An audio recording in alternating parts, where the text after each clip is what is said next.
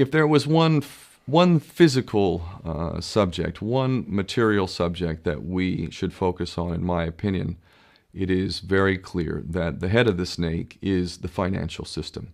We can argue till the end of time about who runs the world.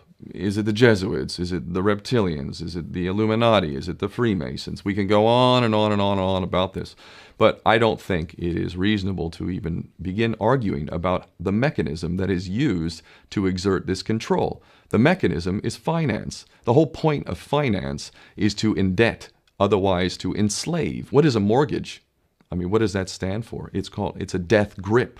So when you get a mortgage, you have a death grip held over you because you are in debt. You don't even own the house. The bank owns the house that loans you the money to buy the house, unless you're fortunate enough to have all the money to buy it outright. And even then, you can be taxed by the government, and if you fail to keep up with those taxes, the government can then take it from you. The whole system is based on a financial fraud, which effectively takes the power that we have and it gives it to a tiny group of individuals who are running the world through the control of finance. With the infinite supply of money that we have allowed them to take, they have literally an infinite supply of money, and with that money, and from their psychopathic point of view, they have bought everything and everyone who can be bought. So those of us who cannot be bought, because we operate on a level that goes way beyond the material, we are not rewarded for such behavior, we are punished for such behavior. And the most slovenly, disgustingly criminal, pedophilia, corrupt moral individuals, those are the ones that are rewarded in this system, which is upside down.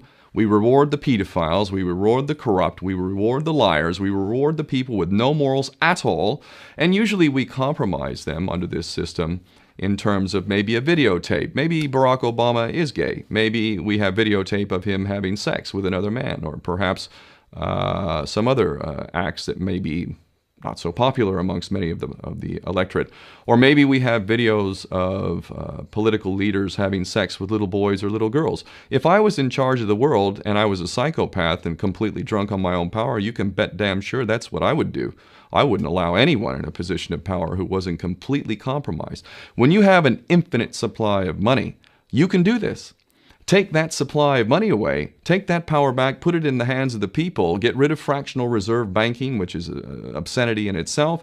Listen to the lessons of Jesus Christ. If you're a Christian who got really pissed off when he went to the temple and he saw what the money changers were doing, let's take back control of the issuance of money, and not just on a national level. I'm happy to see in Denmark that you have your own currency, you don't have the euro, but on every country's level, they should be issuing their own currency in a transparent, non-usury based way in which it really, truly benefits the people. And in that way, we can literally free ourselves of the banking debt which is drowning us all, and we can stop scrambling for the crumbs from the table of these filthy rich psychopaths and live in a state of abundance just by changing this one thing. And I'm not just talking about abundance for Western nations who have an artificially inflated value with their currencies. We all in the West are guilty of having that reward while the rest of the world is sucking on it.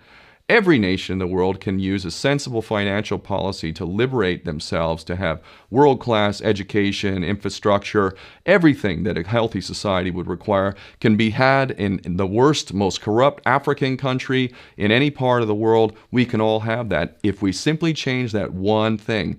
John F. Kennedy did that about 6 months before he was taken out. He issued United States notes as opposed to Federal Reserve notes. I can assure you the powers that be knew the power of that act, and they took him right out. So the bottom line is, if we as people understand this very simple principle, just this one thing, change this one thing, we can solve every other problem you can name. I don't care what the problem is. I can bring it back to the financial system and an infinite supply of money for a bunch of psychopaths who are running the world, as opposed to an abundant supply of money for all of us. So in that sense, I'm very optimistic. This is not rocket science. I am not the smartest guy in the room. We can all understand this. And as soon as we do, we can exercise the same power that we had, but relinquished, and we can have a future for ourselves and our children.